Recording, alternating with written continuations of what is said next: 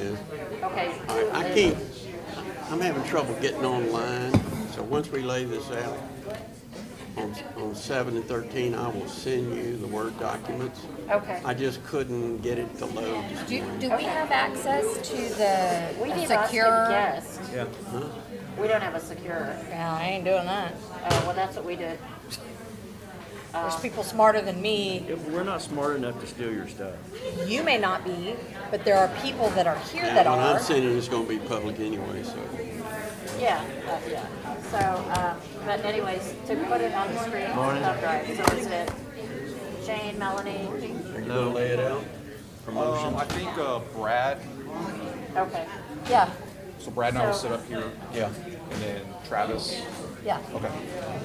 So is Brad? Should I go find Brad? Because he needs to put it on a thumb drive to put it on You the need laptop. to, Travis, you're going to need to load this onto a thumb drive. So Yeah. Oh, I have a flash drive. I brought one.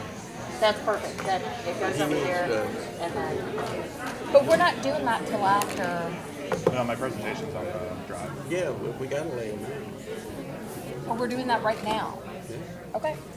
Are you good? Yeah. Okay. Well, they're ready.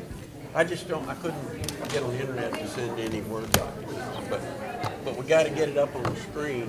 I think is Bernard doing it off his computer? the one up there. Yeah. Okay, so, It's not Bernard's. It's the facilities computer. okay, well, which one do you want to shoot up on the screen? I have it on here, so I can just plug it into whatever he needs to. Yeah, I don't know. Do you have the promotions When on Bernard there? gets back, I think it's the black. would have it all. Bernard. Yes. Jessica, do you have the See, he knows everything. final version? I'm not calling my laptop at all. But our three are ready to go up. I think so. I think you said they were on here, right? Around here. And they're just responsive. I mean, I think they're going to be there for Right, the process. correct. Right. There's, I'm talking to you. There's a lot of people watching online. Is there? Oh, yeah, that's a good point. So, when you guys are talking, make sure that when we go back to caucus, we look at dates for a future. You bet. What? When he and Ron are talking, or whoever, we need to, like, when we go back to caucus, get more dates. Oh, absolutely. Yeah. Just, I'll forget. I think everybody needs to reintroduce themselves. I forgot who everybody is. I cannot eat. No, we're not doing that. Your absence who does brought- not make their importance less relevant. It's been a month. Brought the bad juju, What do you mean? the Rona. Oh. Well, Does Devin have it too? no. Devin just was We tired. don't know where it came from. My husband has it, but I don't have it. And I've been masking it in a separate room from everybody else since he's had it. So I didn't give it to the room. But you know our small caucus room? All day Friday, all day Monday. Just FYI, the audio's live. Okay. The video's not on, but the audio's live. Audio's live. Yeah. No problem. Juju, that's what we're calling it now.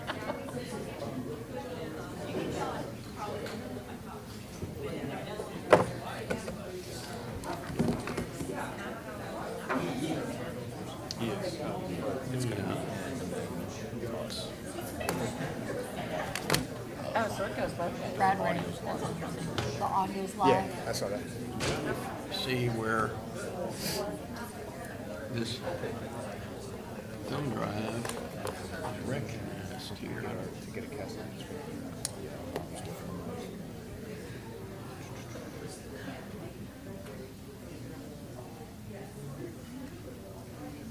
All right.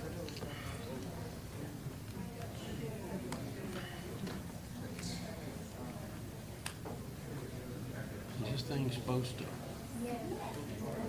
Yeah, it should. Oh, there it is. All right, I saw it pop up now, so. So I just have Outlook for All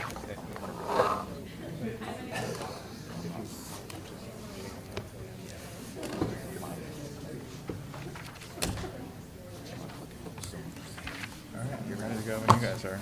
Well, let me just give them these documents here. Okay. I think it's all on. And Ron, Becky sent you ours a couple of minutes ago. Okay, well, I probably hadn't gotten them. I've not been able to get online. Well, they're there patiently waiting in your inbox. They probably are. All right, let's,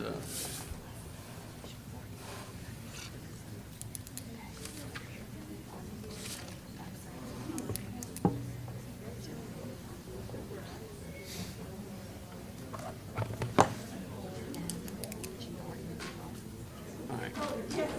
Sarah, here is RA 7 and 13. Your stuff. Oh, I put mine, I already, At some point, if I don't get them in, oh, I just see. load it on here and drop it. I see, I can So do that. that's ours. Okay, If you wanna- I can do that.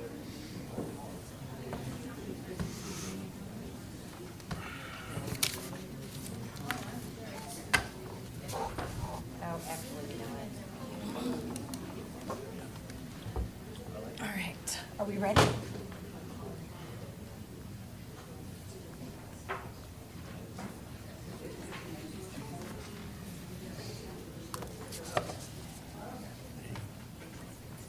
You know how many people should have? None. We're ready when y'all are. Good deal. Good morning. We're ready. All right. I've cleverly concluded from your material on the wall that you're prepared to walk us through your Article 7 proposal.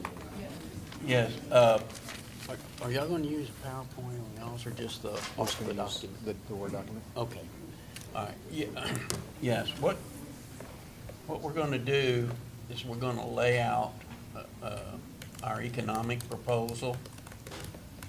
And we've been working on modernizing the promotional process. The city had some concepts, and went ahead and prepared the promotional material. We'll lay these out, we'll get whatever the city's got for us today, and we'll take a look at that and see if there are responses. We have another meeting next week. It's our intent then to respond to the city's proposals on discipline and internal affairs. We have them, we're trying to get all of this ready. So, if you're ready to start, then, We are. all right, Travis? you want- Good.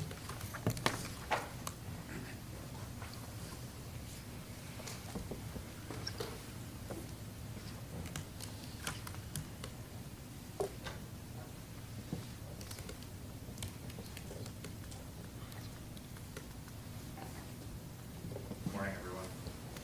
Aaron? You bet. Good morning. Good. Little closer? Sorry, I'm tall. You don't have to hold there if you want to, you can, they can. Yes.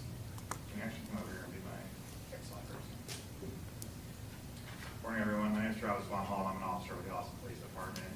I've been here about 5 years, and I work up in Northeast Austin on patrol. I'm here today to give you guys a wages proposal for Article 7 and try and do an outlook for the next 4 years financially for how much it costs to live here in the city of Austin.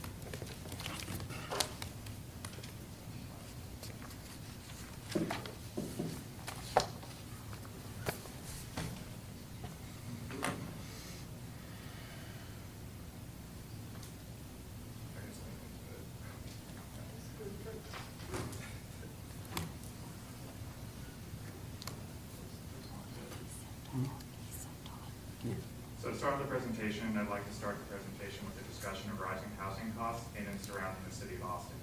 Throughout the lifetime of our current contract, the median home price for the city of Austin has skyrocketed. The cost of living has had explosive growth that directly impacts your Austin first responders. Austin is outpacing the state of Texas and the nation when it comes to the housing market growth. The company Zillow is predicting the Austin metropolitan area will become the least affordable major metro region for home buyers outside of California. It has already surpassed Boston, Miami, and New York City. Having this conversation about growing housing prices in Austin and surrounding counties is important because it has to be shown that other Texas cities such as Dallas, San Antonio, and Houston have not experienced the same explosive growth as Austin.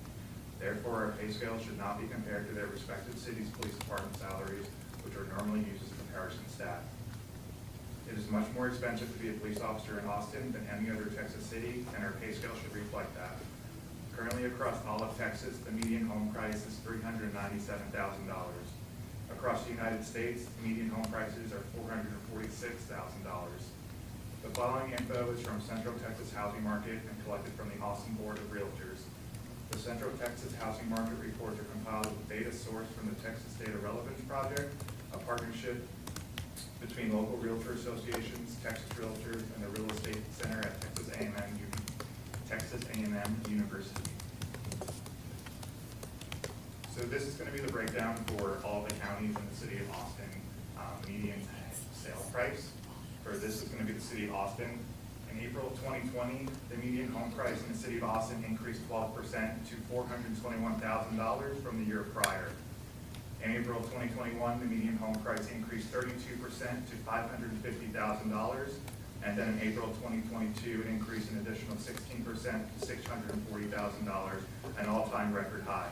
This is a 60% increase in home value in the 3-year period. In the Austin Round Rock MSA, April 2020, the median home price increased 3% to $325,000. In April 2021, it increased 42% to $460,000. In April 2022, it increased an additional 19% to $550,000, with a total 3-year increase being 64%.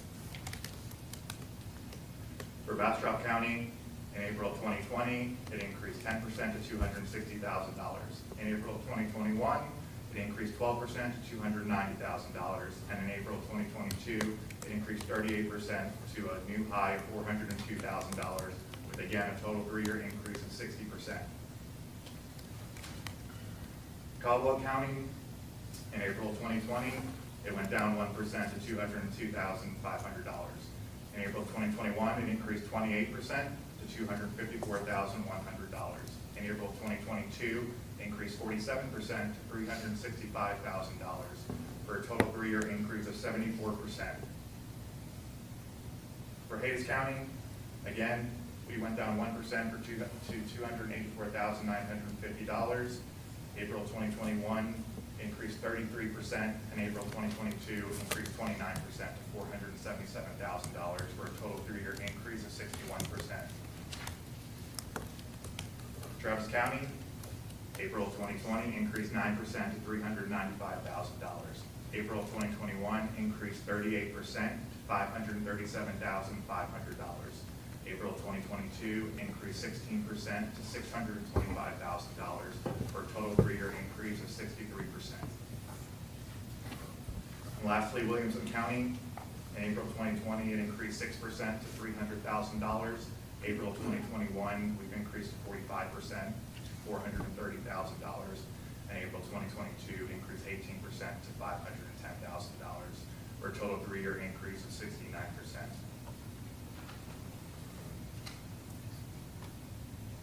Now let's talk about interest rates. When the pandemic struck 2 years ago, the Federal Reserve used nearly every lever at its disposal to combat the COVID-19 recession. That included cutting its benchmark interest rate to 0, lower interest rates incentivized businesses to invest and borrow cheap money. It also encouraged buyers enticed by record low mortgage rates to jump into the housing market. That's all behind us now. The Federal Reserve has moved its focus from helping the economy recover to getting inflation under control. The swift jump in mortgage rates was both an economic shock to the housing market and a huge blow to home shoppers. If a borrower in June 2021 took out a $500,000 mortgage at a 3.1 fixed rate, they'd see a monthly principal interest payment of $2,135.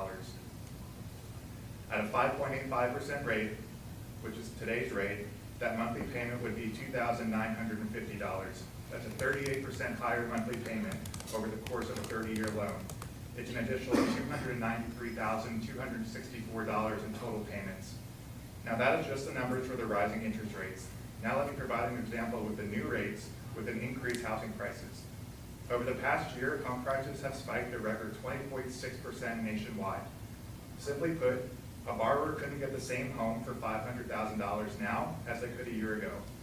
For that reason, let's say that $500,000 mortgage climbed 20.6% to $603,000. At a 5.85 fixed rate, the monthly principal and interest payment on a $603,000 loan comes out to $3,557 a month, compared to the $2,135 it was a year ago.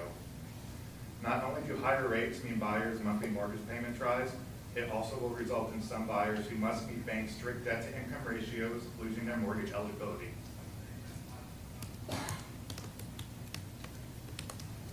Here's a study by Florida Atlantic University and Florida International University.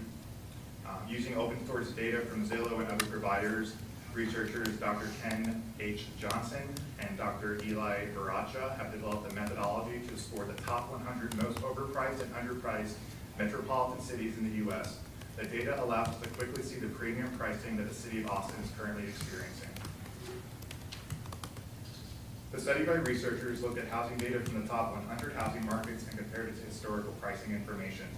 It found that based on historical trends, the average price of a home in Austin should have been $354,473.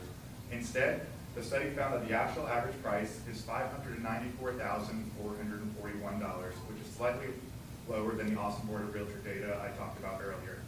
That's a 67.70% higher than where historical data shows we should be.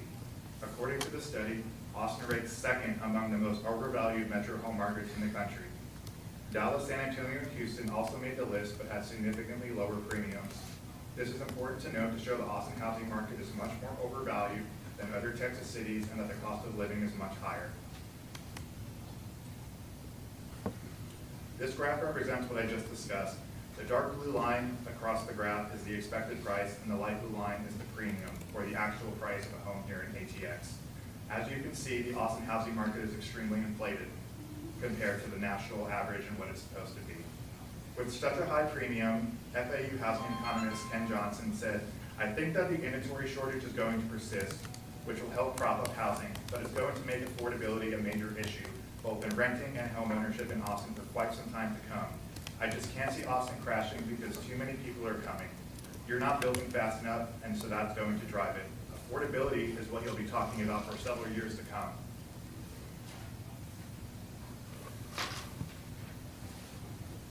I took the time to meet with DeVore Realty to talk about what the reality of buying a house is in Austin in today's market with the salary I currently make at APD.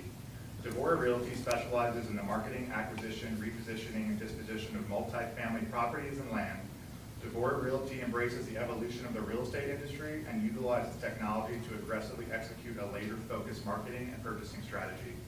I submitted all my real-life personal information, including my debt-to-income ratio.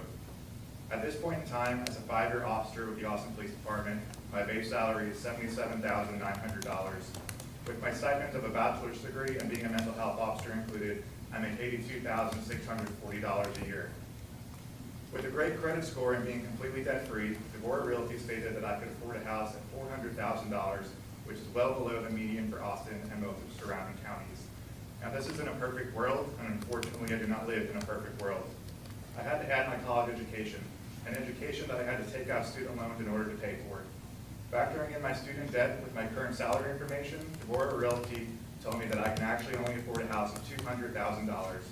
I do not have a family here, I do not have children, I am not married, and this is how much of a house I can currently afford as an Austin police officer with a bachelor's degree. This is the reality of your first responders working and living in this city. Our current pay scale is drastically undervalued and it must be corrected.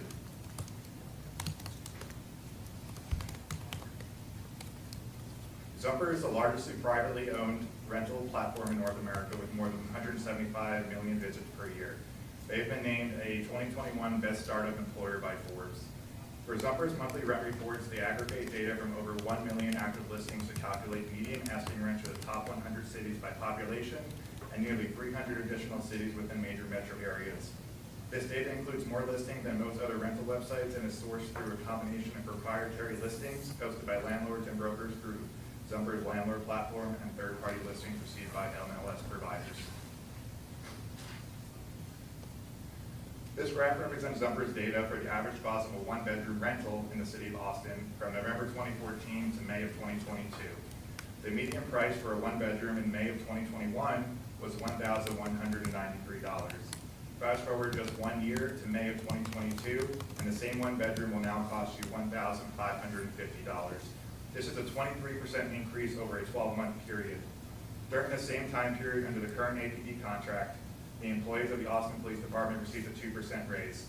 This means for the employees who currently rent in the city of Austin now have to find a way to make up in excess of 21% more money each month to keep living where they are living. This is a very real and pressing issue that our department is facing right now citywide. Are we wanting our officers to pick up extra overtime shifts in order to be able to keep a roof over them and their families? This produces higher turnover rate and burnout amongst the officers. This balance is not sustainable and leads to a less effective police department. This graph represents Zumper's data for the average cost of a two-bedroom rental in the city of Austin from November 2014 to May of 2022. The median price for a two-bedroom in May of 2021 was $1,535. Fast forward just 1 year to May of 2022, and the same one-bedroom will now cost $1,935. This is a 20.6% increase over a 12-month period. This graph is from Apartment List, who is the fastest growing rental marketplace in the United States. This graph represents the annual change in median rent from 2018 through 2022 in the United States. As you can see, during the year 2021, the percent increase was 17.5%. This is a massive spike in a 1 year period. From 2018 to 2021, this data shows a 21.5% increase in the median rent price nationwide.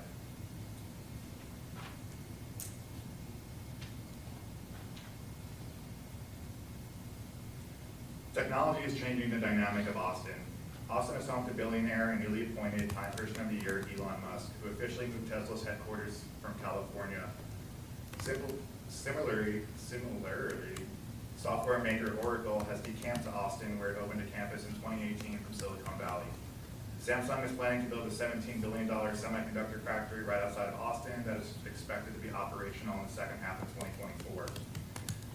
Meanwhile, Apple is expected to complete its $1 billion, 133-acre campus, which will eventually house 15,000 employees in Austin. And since establishing its first office in Austin in 2007, Google has expanded its office space in the city and now has 1,100 employees here. Matthew McConaughey, long-term Austin resident, stated that Austin used to be a college town, a government town, and a music town. It's now a banker town, a tech town, and an international destination. The high-paying jobs have accelerated the area's economy. Over the last 10 years, jobs in high tech, which tend to pay in the six figures, rose nearly 62% in the Austin metropolitan area, for a total of about 176,000 positions, accounting for 17% of all jobs, and far surpassing the growth of all other industries, according to the Austin Chamber of Commerce. People from the Bay Area and Los Angeles have more liquid funds to come in and put in an offer on a home well above asking price. They have made our market competitive, and it's been a frustrating experience for long-time local residents. Trying to outbid new tech employees has been difficult. Any monthly savings accumulated for a down payment has become irrelevant as home prices rose even faster than the savings rate. Now let's talk about inflation rate and the CPI. Getting to the conversation of inflation in the United States is an important topic, but first I would like to talk about how the inflation rate is measured in this country and where the data comes from. It is important to understand what the CPI, or the Consumer Price Index, is. The CPI measures the change in price paid by consumers for goods and services. The CPI reflects spending patterns for each of two population groups, all urban consumers and all urban wage earners and clerical workers. The all urban consumer group represents about 93% of the total U.S. population. It is based on the expenditures of all residents of urban and metropolitan areas, including professionals, the self-employed, the poor, the unemployed, and retired people, as well as the urban wage and clerical workers. The CPI are based on price of food, clothing, shelter, fuel, transportation, doctors and dentist services, drugs, and other goods and services that people buy for day-to-day living. Prices are collected each month in 75 urban areas across the country from about 6,000 housing units and approximately 22,000 retail establishments. All taxes directly associated with the purchase and use of items are included in the index. The May Consumer Price Index, which just came out on June 10th, showed an increase of 8.6% year over year, its highest level since 1981. I will say that again, the current U.S. inflation rate is the highest it's been since 1981. That is over 4 decades ago. I do not believe that anyone in this room, other than maybe Ron, has negotiated a contract with an inflation rate that is this high. We are experiencing an unprecedented time in this profession in this country. This contract proposal must reflect the current times, today's issues, and tomorrow's problems. Now to the breakdown of the CPI index. This data represents a breakdown of the Consumer Price Index rates from November 2021 through May of 2022. The last column that is boxed in the red line is the unadjusted 12-month overall average rate comparing rates from May of 2021 to May of 2022. The all items index increased 8.6 for the 12 months ending May. The largest 12-month increase since the period ending December 1981, the all list food items energy index rose 6% over the last 12 months. The energy index rose 34.6% over the last year, the largest 12-month increase since the period ending September 2005. The food index increased 10.1% for the 12 months ending May. The food index increased 10.1% for the 12 months ending May. The first increase of 10% or more since the period ending March of 1981.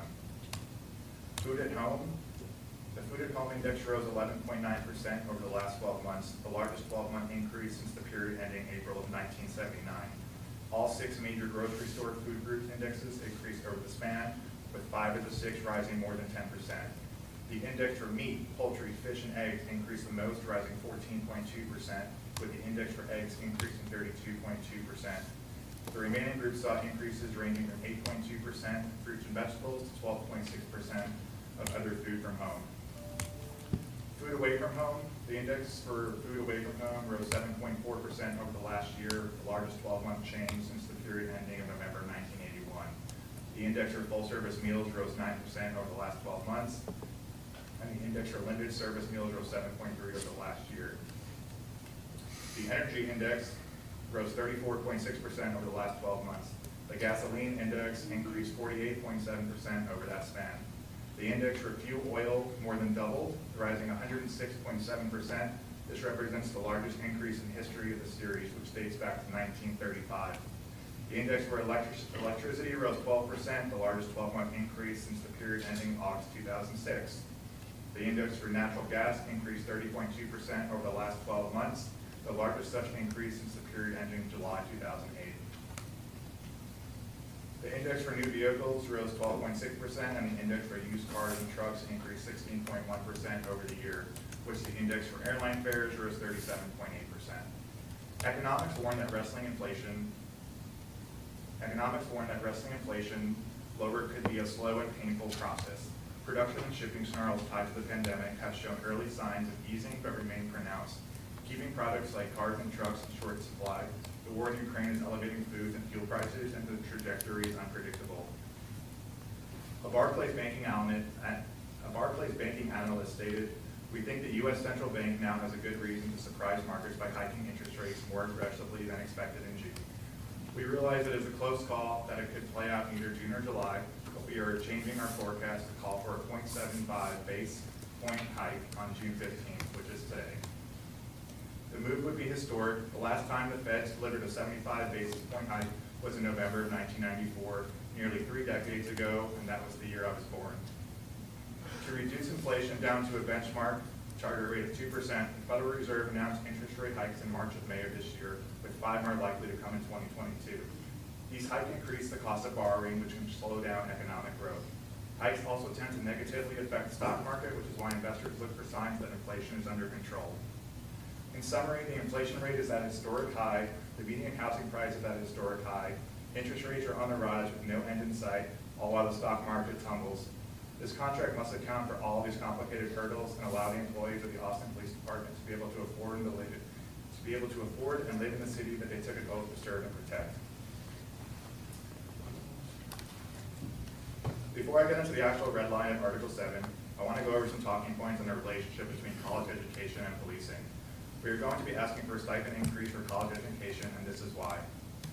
Higher education was identified in the 2015 President Obama's Task Force on 21st Century Policing as one of the 6 effective ways to reduce crime and build better relationships between police and the communities they serve. This is the final result of the President's Task Force, whose mandate was to identify best policing practices and offer recommendations on how those practices can promote effective crime reduction while building public trust. The federal government, as well as state and local agencies, should encourage and incentivize higher education for law enforcement officers. While many believe that a higher level of required education could raise the quality of officer performances, law enforcement also benefits from a diverse range of officers who bring their cultures, languages, and life experiences to policing. Offering entry-level opportunities to recruits without a college degree can be combined with provision of means to obtain higher education throughout their career, thereby ensuring the benefits of a diverse staff with a well-educated police force and an active learning culture. So these are going to be the top 5 takeaways from the study. Number 1 is that college-educated law enforcement are less likely to use violence. Research shows that overall college-educated officers generate fewer citizen complaints. They are also terminated less frequently for misconduct and less likely to use force. Regarding the use of force, officers who graduated from college are almost 40% less likely to use force. Use of force is defined as actions that range from verbal threats to use of force to actually using force that could cause physical harm. College-educated officers are also less likely to use their firearms. A study of officer-involved shootings from 1990 to 2004 found that college-educated police officers were almost 30% less likely to fire their weapon in the line of duty. Additionally, one study found that the police departments that required at least a 2-year degree for officers had a lower rate of officers assaulted by civilians compared to departments that did not require college degrees. Studies have found that a small proportion of police officers, about 5%, produce most citizen complaints, and officers with a 2-year degree are about half as likely to be in a high-rate complaint group. Similarly, researchers have found that officers with at least 2-year degrees were 40% less likely to lose their jobs to misconduct. Secondly, college-educated law enforcement are more problem-oriented. The 2015 Task Force recommended community and problem-oriented police strategies as a way to strengthen police-community relations and better respond to crime and other social problems. Problem-oriented policing is a proactive strategy to identify crime problems in communities. The strategy also calls for officers to analyze the underlying cause of crime, develop appropriate responses, and assess whether those responses are working. Community-oriented policing emphasizes building relationships with citizens to identify and respond to community crime problems. Research has found that when police departments use community policing strategies, people are more satisfied with how they serve their community and view them as more legitimate. Community policing and problem-oriented policing require problem-solving, creative thinking skills that the college experience helps develop. Among students who participated in a criminal justice system learning course working with young people in the community, 80% reported a change from stereotypical assumptions that all of them would be criminals to a better understanding of them as individuals with full potential, some not so different from the students' own dreams. Almost 90% said they had come to understand the community which they believe would serve them in their criminal justice careers. There we have college-educated law enforcement enables officers to better relate to the community. Higher education has been shown to enhance the technical training that police get in the academy or on the job. For instance, as college students, aspiring or current police officers participate in internships, do community service, or study abroad. All of these things have been shown to increase critical thinking, moral reasoning, and openness to diversity. College also leads to more intercultural awareness. Taken together, all these skills are essential for successful police work. And college-educated law enforcement also helps officers identify best practices. The college education helps officers become better at identifying quality information and scientific evidence. This in turn better enables them to more rigorously and regularly evaluate policies and practices adopted by their departments. For example, many departments employ de-escalation tactics that aim to reduce the use of force. A critical step in knowing whether an approach is achieving its intended goal is evaluating its impact. Officers who have an understanding of scientific methods, as taught in college, are better positioned to adjust their department's policies. And lastly, it builds better leaders. Bringing about meaningful police reform requires transformational leadership. Higher education, including graduate degrees, can enhance the leadership potential of criminal justice professionals and support their promotion through the ranks. Police officers with at least some college experience are more focused on promotion and expect to retire at a higher rank compared to officers with no college. It should come as little surprise that the police administrators, including police chiefs, are more likely to hold college and postgraduate degrees. Leaders with graduate degrees are twice as likely to be familiar with evidence-based policing, which uses research to guide effectively policy and practice.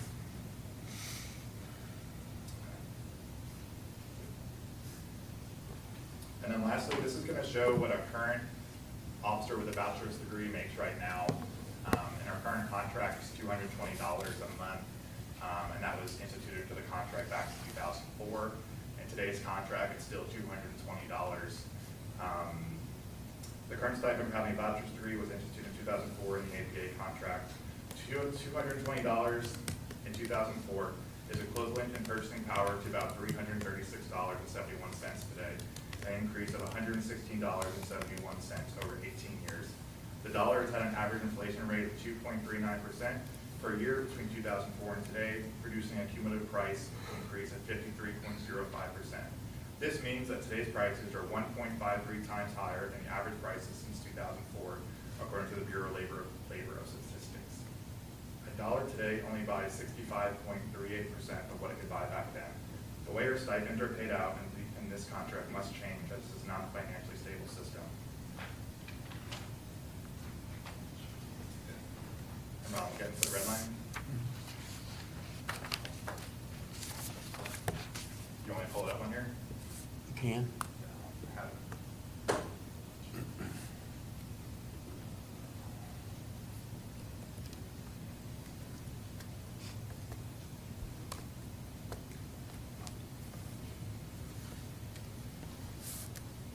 Just, let me just say, when we use the word red line, what we mean is you have the actual contract.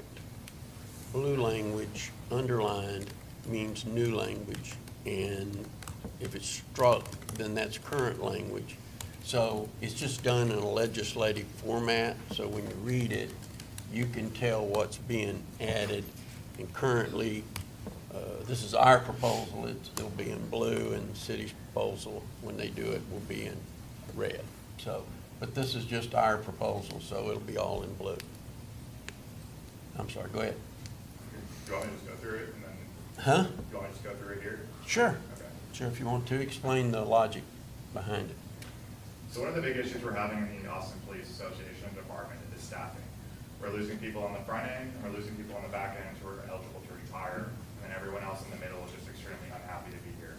So we have to try and create a contract that has never been done before to try and encompass pleasing everyone, basically, and try and keep people retention on the front side and retention on the back side. So what we're proposing is for fiscal year 22 to 23, from the rank of officer at base, which is after you graduate the academy, from base to year 3, they'll receive a 1.5% raise over the next 4 years, for a total of 6% over the 4-year contract. And that'll be strictly for base to 3 years. At year 4, we're going to create a new pay step, and from year 4 and higher, for all ranks minus commander, will receive a 5% raise over 4 years, meaning that everyone from 4 years and higher will receive a 20% raise over the 4-year contract. Commanders, we're going to give a 3% raise instead of a 5% raise, and we're going to ask for a pay step at year 20 to help with the retention on the back end. By adding a pay step at year 4 and year 20, it keeps the officers from base to 3 to stay here to try and hit that pay bump at year 4, and it also keeps the officers who are eligible to retire to try and stay here to try and increase their pension and things like that at year 20 if they're going to retire at year 23. So that's the big things for year 1. And then years 2, 3, and 4 will just follow that same path. It's going to be a 5% for everyone in the middle, 1.5 for years base to 3, and commanders would get 3% with those pay steps already instituted. And it would just look like this.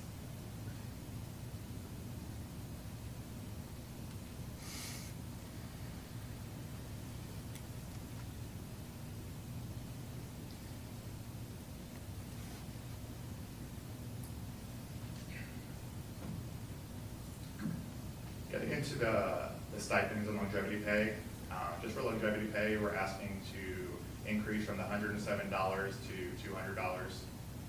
Again, just based on everything I just presented, inflation, higher cost of living, we're asking that all of our stipends are increased basically. So longevity pay, we're just asking to go to $200. Field training officers, this is another big issue that the department's facing. A lot of spots we have for field training officers aren't getting filled because nobody wants to do this job anymore. So we're going to try and incentivize field training by increasing the pay that field training officers get. And one of the big things I'm trying to push is changing the standard fixed rate of the $175 to percentage of officers' pay step based rate of pay. And by doing that, it's going to stop what I showed before about us losing money to inflation and overtime and everything like that. And it will always be increasing as long as we're getting raises on year one.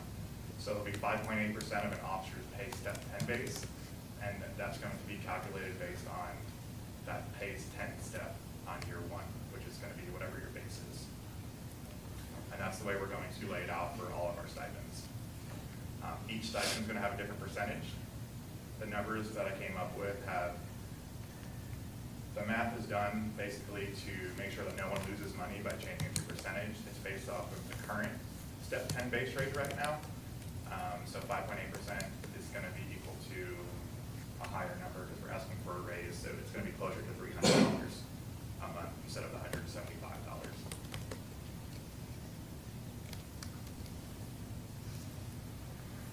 The mental health certification pay, we're still working on language for that, but the goal of this is to phase this stipend out completely by the end of this contract. And once we have a program with the city and department side, then we can put something in here. But we would like to remove it from the contract completely and make everyone a mental health officer in the city, put everyone through the training. Right now, due to our staffing issues, people who request mental health officers in the city have to wait a longer time because mental health officers aren't as available. Mental health calls are only increasing each day with the population growth, and we need more mental health officers out on the street. So we're asking that the city certifies everyone to do it, and we'll create language for that at a later time.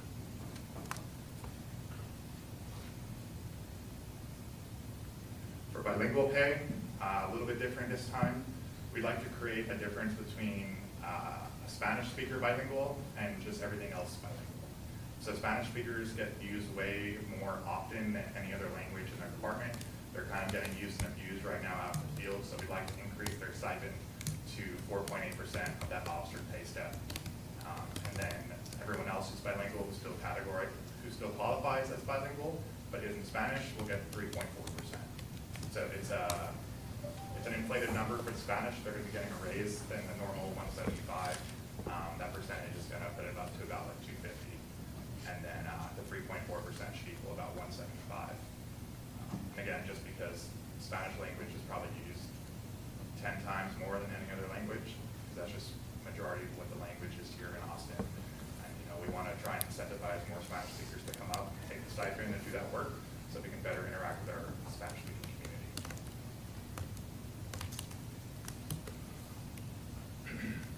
The compensation for lieutenants and commanders. We're just going to ask that you increase it from $300 to $500. Not too much on that.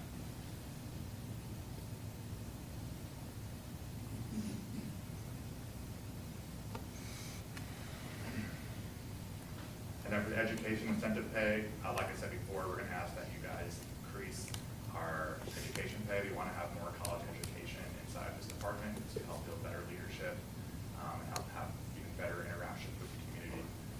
So we're going to ask for an associate's degree or 60 hours of college credit, 2.5% of that officer pay step 10. Bachelor's degree would be 5%, that same rate. And it's going to be a master's or doctorate. We'd like to add doctorate for people who have doctorates. Will be 6.5% of the officer pay step 10 base rate of pay.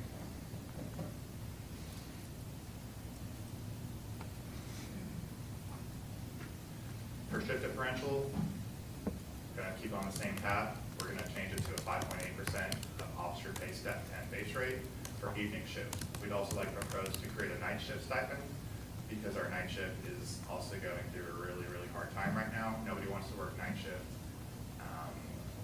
You can't get people to work night shift.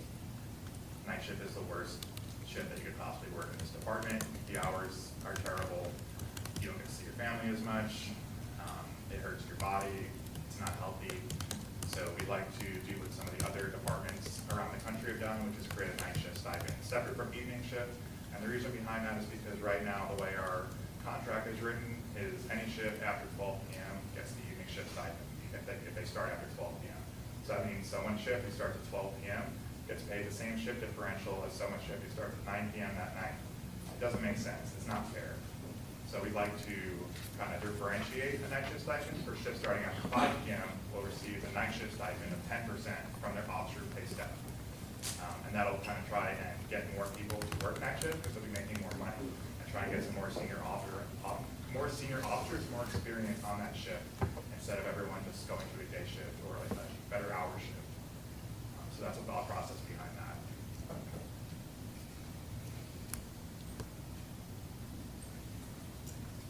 This is just updating the date for the monthly paid compensation for the first full pay period after October 1st, 2022. And then we're just going to update our severe weather policy. This is due to the freeze over that we had. One of the big issues that we had is that majority of our department couldn't get to work that day because they don't live anywhere close to here. Because one, they can't afford to live here, and two, they couldn't get here physically because their cars couldn't get here. So what we'd like to do for the future, if there is a severe weather alert coming in, the department shall, within 48 hours of a severe weather event, identify one lieutenant to collect receipts from officers for hotel stays related to the weather event and duty to report to work.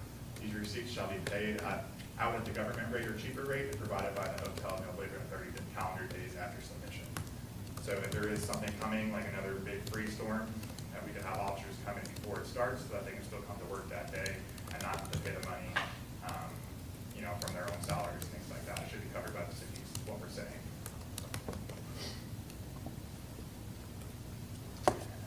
That is all I have. Ron? All right, but we're just laying it out, then the city will have to take a look at it. We have a second proposal. Do you want us to go ahead and, You bet. all right, You bet. As everybody knows, of course, we're gonna have to study this and do the cost extensions and be prepared to have interaction with y'all, so. We just thought you were gonna accept it. No, you didn't. all right. But there's nothing like hope, you know? Yeah. Do you want to, you gonna put it up on the screen? Yeah, if we want to take a minute to get it up on the screen. Yeah. And then we'll have, All right, we'll go ahead and put up, does he have it? You have it on, it's on the flash, I think, Maybe I have it. that is, A13. All right, we, at a previous meeting, we gave the city some thoughts about the promotional system, and we've had a group of officers working on it. We made some preliminary processes, but we need to get it on paper. And so we're going to take a look at how to make it both competitive, diverse, balance between both objective and subjective materials. And so we've put together some thoughts about changes we'd like to see in the promotional process. And of course, we'll work with the chief, command staff on getting all of their inputs into it. But this is kind of the things that we've worked through that we think will make a better testing model.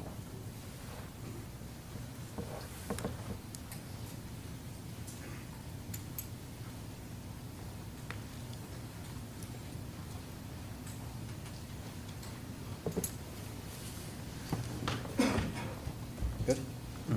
Okay. And if I'm not talking loudly enough, just let me know. Bet. Okay.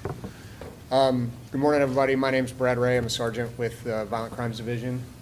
Shane Streepy, I'm a lieutenant with our SIU division. So just for everybody who's in the room, is understanding, we made a presentation about this a couple of months ago, but then we collaborated with the city side in, kind of closed door sessions so that we could make sure that we were close enough to each other to present something. And then we, as the APA side, have finalized what our proposal is, and we're still open to some public comments or public discussion about this in front of everybody here today. So this is the entire proposal for promotions. A lot of the language is going to stay the same. There are a couple minor changes that we've talked about. The bulk of what we want to change is one specific section later on regarding the promotion of commanders. That's going to be a pilot program that we believe will be studied during this contract cycle and hopefully implemented at lower ranks in the future. So I'll go through all the changes. Like I said, several of them will be relatively minor. The first one you see in front of you is that there will be no minimum score requirements for the written test for the rank of corporal detective. This is something that was brought to our attention, and we agree that for the rank of corporal detective, there is a relatively minor impact on whether or not the minimum score exists. And we believe currently that it should be studied at that rank only, and then if you guys feel it's important and want to implement it at the rank, at higher ranks, or if you feel we want to work on a passing score of the combined written and assessment center of some kind, then I think that's something we can work on in the future. But for now, I think that would be most appropriate to just be at the corporal detective rank only. The next change you see there, go back up just for a second, Ethan.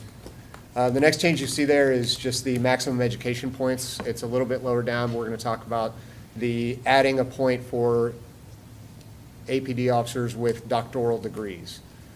It's a relatively minor subset of our population, but it is consistent with our push, like Travis talked about, for candidates with higher education and attracting people who have higher education, because we believe that's going to improve the performance of APD officers overall.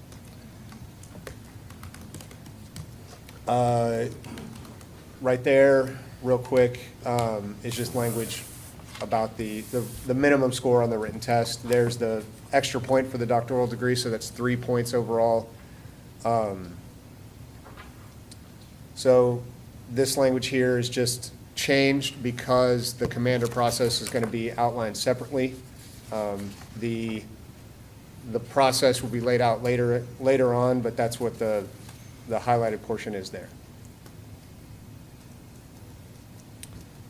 And this is something that you guys proposed during our collaborative session that we felt was would be beneficial. The fact that we're going to have one commander's test at the very beginning of the potential contract cycle, assuming we get a contract signed by the date of the evergreen. It would be too rapid to make the kind of wholesale changes we want to make. So you guys proposed having that test that occurs before December 31st of next year be a one-year list. We think that's a good idea. That will give us time to make sure that the process is as refined as possible. So we agree with that. We think that's a good idea. And then that language there is just removing the technical skills evaluation. We agree that it doesn't really have a place here because it hasn't been used and it can't really foresee a time when it's going to be used. So this portion here, the suggestion that you guys had about a 50-50 blend of written test and assessment center score for sergeants, we agree with that as well. We don't have any problems with that. It is I believe that the 70-30 math was because it's a new process for sergeants, and I think that it's shown, and the Kroll report kind of indicated that that doesn't necessarily have an impact, and it is new for everybody taking that test. So we accept a 50-50 assessment center and written test examination score.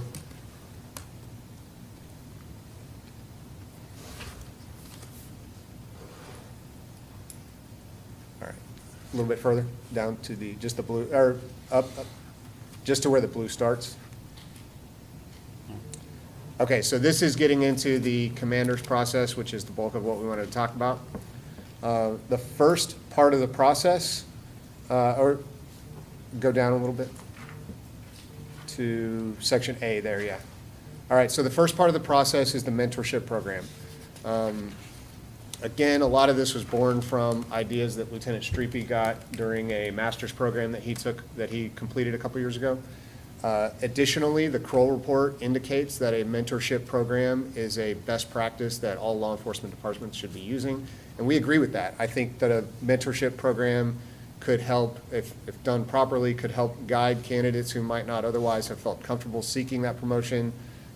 It's an opportunity for people to grow into a position and have a foundation before they actually take a role that they're maybe not suited for. So we think a mentorship program is vital to the success of the overall promotion process, especially for the rank of commander. But we recognize that there are some issues that some people might have, that there's a question of diversity, equity, and inclusion within this because of implicit biases that might exist at those higher ranks. And so we, first and foremost, we want to ensure that the mentorship program is not there's no component that would restrict somebody from promoting. So if you don't seek out mentorship, or if you feel that mentorship is closed off to you personally, that doesn't mean you can't promote to commander or engage in the rest of the process. But we want it to be there, and we want to incentivize it. We'll talk about a couple of things that we've added later that might incentivize it, because we think as we work through some of those inherent problems and biases, that everyone should feel comfortable seeking out someone they respect who is in that position currently, who can help them set that foundation. The next portion of it, the leadership development program. So this is going to be a pass-fail portion only. There's not going to be a score component. It's not going to be added to any scoring rubrics later that determine your place on a list. But this is a portion that we feel is important. Specifically, this was something that Lieutenant Streepy kind of designed wholesale from the program. Do you want to talk about that a little bit? Yeah, well, we talked about at a previous meeting. We did this at our police department at some point in the early 2000s. We had what was called the West Point Leadership Academy. And while it wasn't involved in a promotion process, I think people that had gone through that program felt a lot of value came out of it. So what we intend to do here is work with people outside of our department in our city, various stakeholders, to create a program that could be a week long, 3 weeks long. We don't know what that's going to look like yet, but we want some professional development for this rank that I believe we can get outside of this police department, and I think it will benefit everybody involved. And this would be a pass-fail to move on to the next stage of the promotion process. So when this contract is signed, we're going to have a committee put together between labor, our union, to come up with what this is going to look like, but this will be the foundation for it. Stay there for a second, Issa. Go back up a little bit. Yeah, right there's fine. So again, this is not unheard of. There are major police departments that have fellowship programs or other leadership development programs.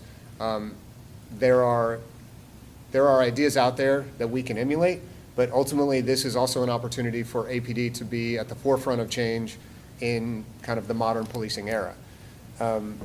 In terms of the actual implementation of this phase of the promotion process, we agree, I think it was your guys' suggestion, to establish the Labor Management Committee that will determine the actual curriculum of the Leadership Development Program. And recognizing again that that's going to be an evolutionary process, that might look different in the first part of the cycle of this contract from the way that it looks at the end of the contract, and then in future contracts. We accept that there will be changes, there will be new ideas brought forward each time it occurs. We do think it's important to note that the actual, the Labor Management Committee, we want to be engaged with that as far as the APA, and we think it's important to have kind of a holistic view of it from around the department. So a couple of things that we've noted in here that you guys mentioned. Ultimately, the Chief of Police has final approval of the Leadership Development Program. But again, we feel that just having the eyes of the APA on that process will be beneficial for everybody.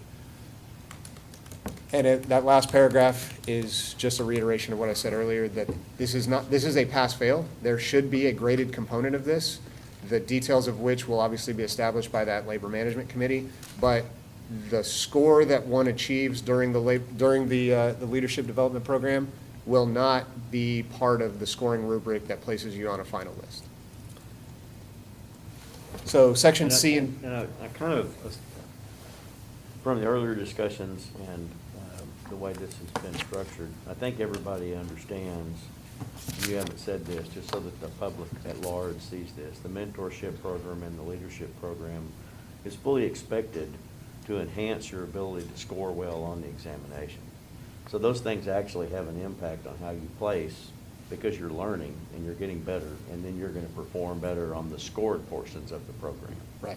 Now, I would say that that would be an ancillary benefit. That's what I'm talking about. Yeah, but yes, if you invest the time necessary to do well in the leadership development program, it should have the corollary later on that you do well in the assessment Yeah, center. and the test. rising tide floats all the boats. Exactly, yes, we agree with that.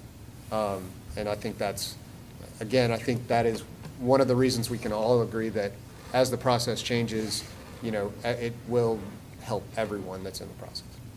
As far as section C and D, the written test in the assessment center, we haven't made any changes to the way that occurs. I know there's some language later on that you guys have talked about with the assessment center specifically, and we'll get to that, but they'll be administered in the same way as other assessment centers and written tests. So section E, the review panel, what we had called before the career review, that is the other kind of complicated portion that we've discussed previously, that we know there are a lot of questions about, and this will be worked out in that year where we have a commander's test, kind of where we have that buffer before we enter this actual cycle. So the review panel is an opportunity for every candidate to talk about their professional history, their experience, and their achievements, and to be essentially judged by their peers, as we already are, but to get a quantitative score that is part of the rubric by which you get placed on a list. We think this is important because this is, first and foremost, this would be a public presentation, and the ability to give a public presentation effectively is a skill that every commander should possess. And I understand that the assessment center is also in some ways a presentation, but it is of a completely different nature, and especially the fact that your peers are going to be the ones scoring or judging your presentation is an important factor, I believe, in some of the skills that a commander should possess. Furthermore,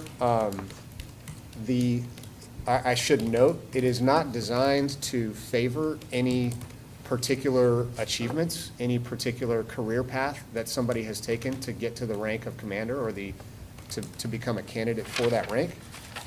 This is an opportunity for someone who has spent at a minimum 11 or 12 years in the police department, but hopefully more time, gaining experience in the diverse career fields that are available to them, and explain to everyone who already performs that job how that experience has led them to be capable of doing the things necessary at the rank of commander. I think it's important for their subordinates to know that their career has been judged in a way by their peers or by other commanders of the department, and I think that inspires confidence and lends legitimacy to their career, to their promotion to that rank, and to the leadership that they provide. So in terms of, leave it there for a second, go back up for a second, Issa.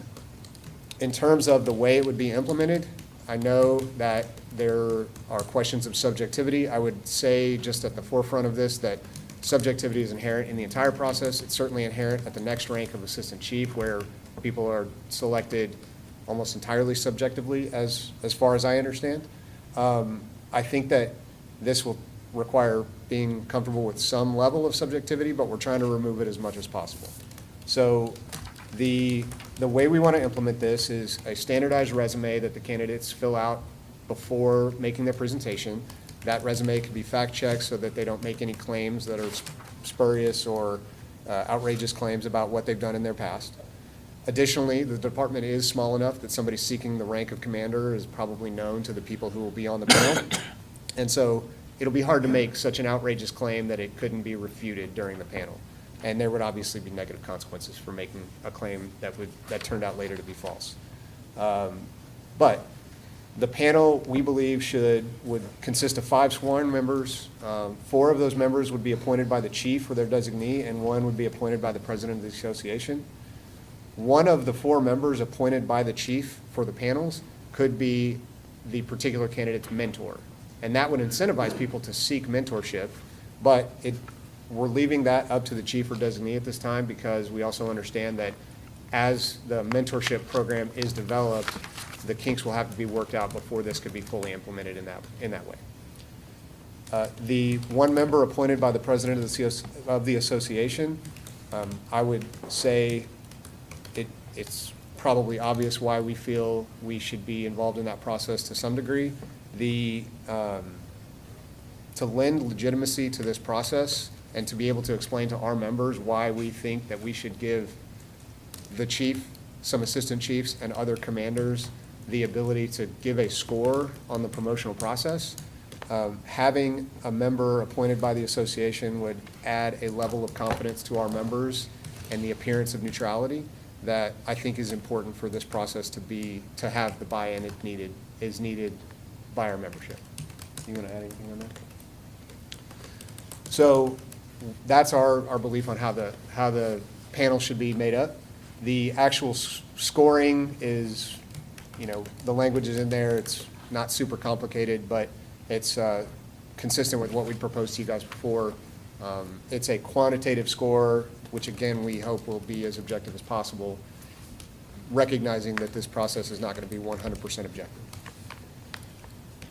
So the final mathematical score for the promotional list, we suggested before and we think is still pretty reasonable, a 40% written score, a 40% assessment score, and a 20% review panel score.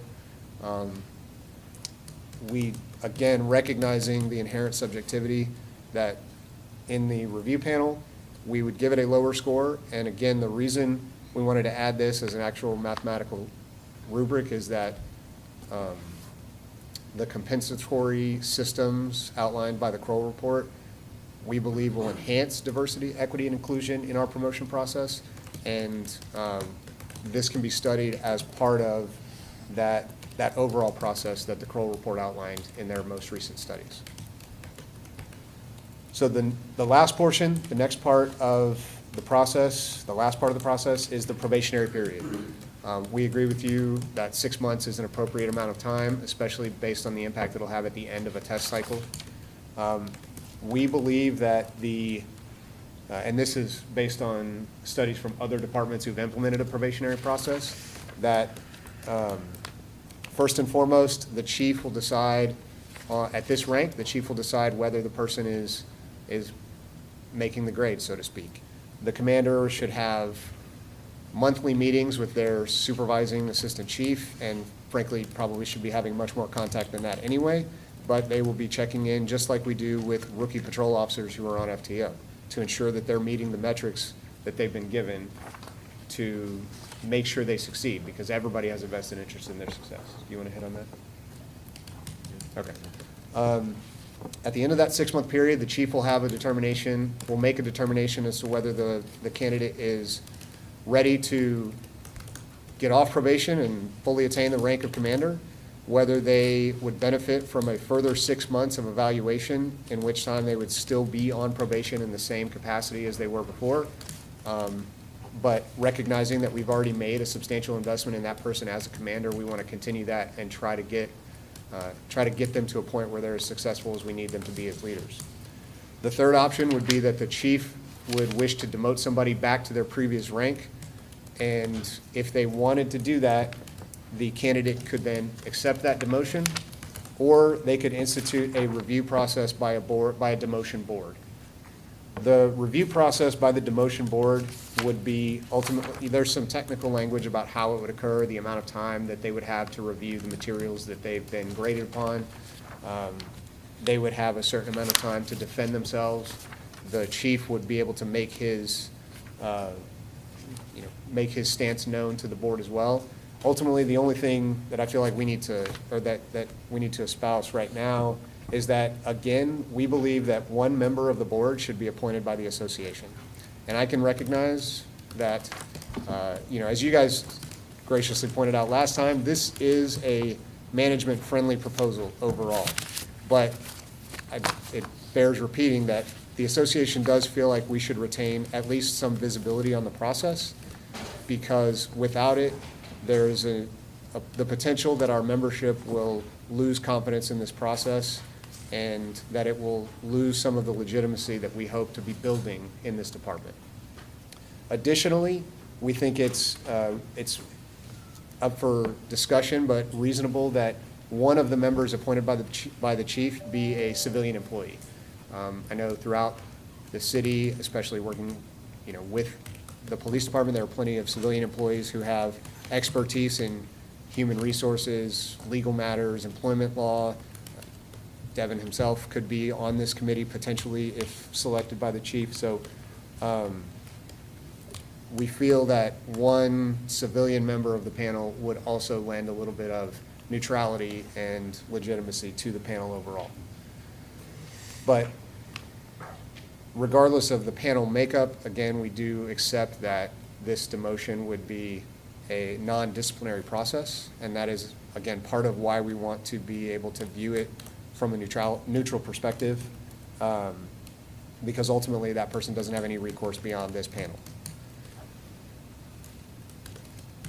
The rest of the mechanisms in there, the majority vote of that review board, again, are up for discussion. The last part of this is just the technical language about how the demotion works. We think it would be the same as when somebody comes back from military leave and they resume the position they had before.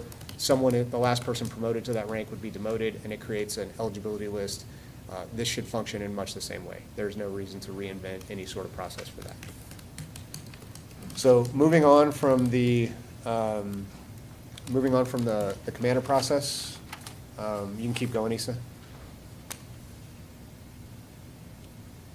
Yeah, keep going.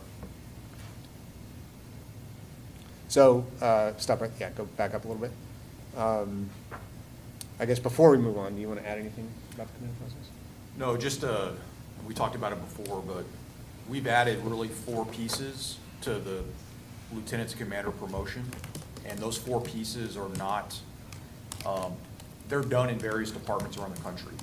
So there's benchmark organizations that utilize pieces of these. We've just put it all together to try to be a little bit more innovative to make sure we can increase our leadership capacity. So just something to think about as y'all are assessing it, that we can give you some other organizations that do these things. That's it. Yeah, I think while there are other organizations that do little pieces of this, this is truly an opportunity for APD to be at the forefront of change. And it just is a coincidence that our contract cycle is coming up, at this time. But we hope that that in collaborating during this process, that we can find something that truly helps us grow as a department.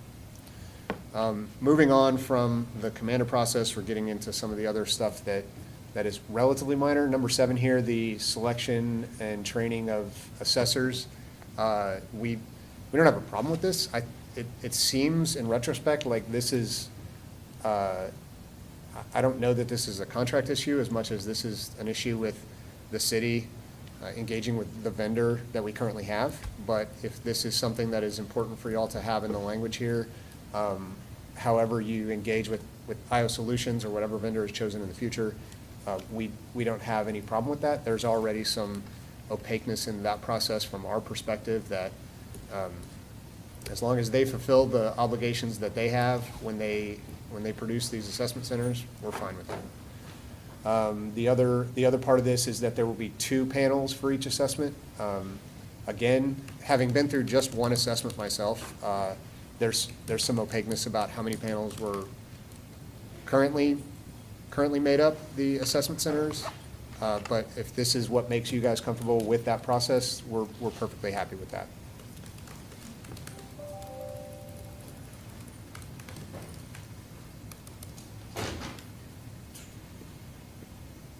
And again, this right here is just what you guys had designed regarding the period of a 1-year commander list if we have it, when we have the commander's test after this agreement is signed. We agree that buffer will help everybody. And I think think that's it. Yeah.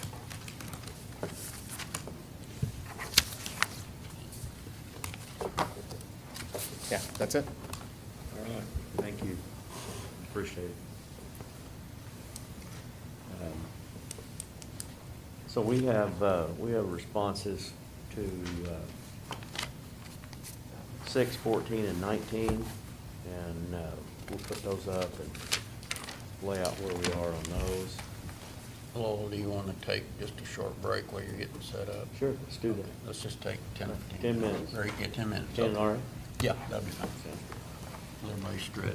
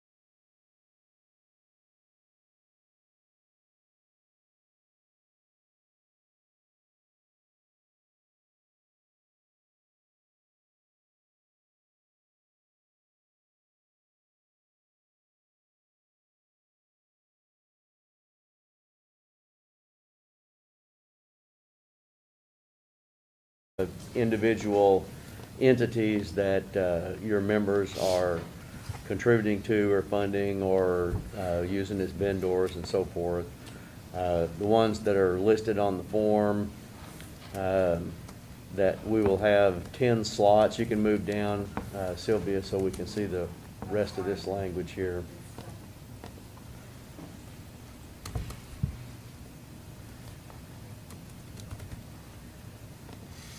Bernard. Bernard. He's not controlling. Well, don't, you went too far. Okay, never mind. The 10 slots is what just disappeared on the screen. There. So the authorization form will have 10 slots for the association to make those choices. And, you know, we think that's a good process. It's consistent with what we've done before, more flexible, and leaves that up to y'all so that we don't have to wait for 4 years to deal with that. So I think that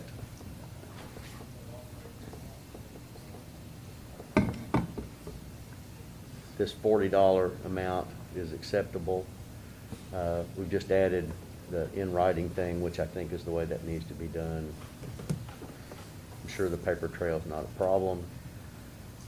No change in the next section. And then the indemnification provision is, the city's certainly pleased to accommodate these requests by the association, but doesn't want to be involved in or have cost and expense related to claims or whatever that people are upset about what the association did. And so hopefully that will be acceptable. We propose to include that in all of our labor agreements. And so that's that proposal, and we'll wait to hear back from you about whether or not those are acceptable. My sense is we probably are pretty close to the same page on this one. 14, in the hiring process, what we have done here is to clarify something that we think is true. I don't actually know whether or not this comes from an experience or an incident that happened during the term of this agreement, but just to make it clear, the probationary period, an extension of the period doesn't vest any rights under the agreement or changes the at-will status of a cadet. And we've also put in here, your proposal was that prior to any extension, the chief would provide written notice to the association, so that's acceptable. And I think that's the last change. Nope, it's not. This is to make clear that background investigations would include any prior agency, civil service personnel, G-file, if they were an entity covered by that section of the code, to make sure that the full picture of an individual's prior experience and so forth. B, and I don't know if y'all will have a problem with this, it seems fairly simple. This is just to recognize that there may be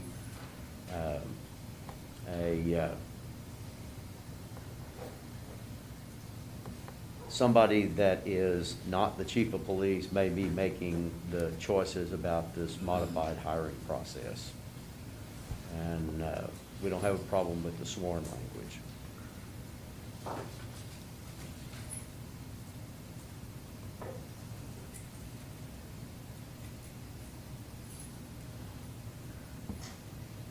On assignment changes, the language that y'all had proposed for a new definition is too broad. We do accept the calendar days proposal that came from y'all, and we are willing to consider and have an interaction with you on listed events, but the definition was just too many possibilities and too much uncertainty for us. And so we would ask you to revisit that approach. And let's talk about specific events. There may be some role for a definitional change here that we felt like we actually had some defined, ascertainable meaning. But that's our concern there. I think we had told you early on that we were worried about that. So we're rejecting that proposed language, but have an open mind about the list of events that would otherwise be covered.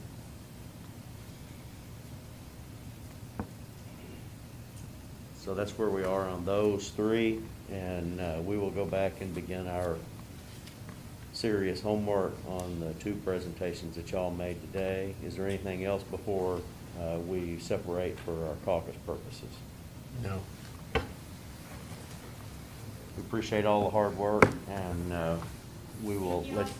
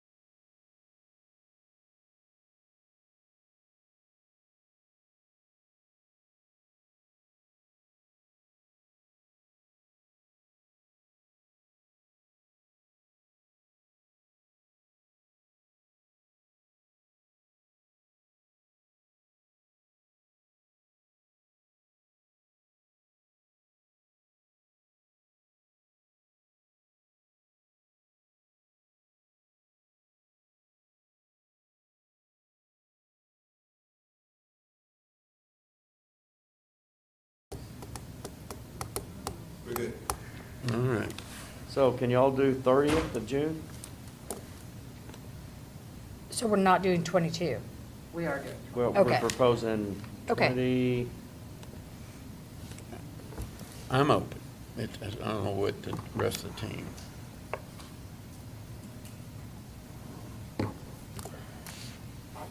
And a Thursday as opposed to a Wednesday?